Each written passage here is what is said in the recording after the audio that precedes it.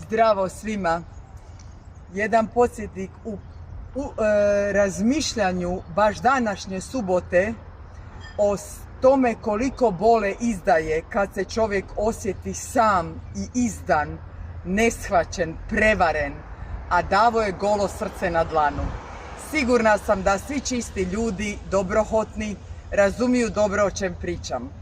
I kad ti se grči duša i misliš da si sama, nekako mene uvijek utješilo da je netko davno prije nas bio izdan i odbačen od svojih, zatajen i primivši Judin poljubac, počela je najveća kalvarija života najvećeg među nama.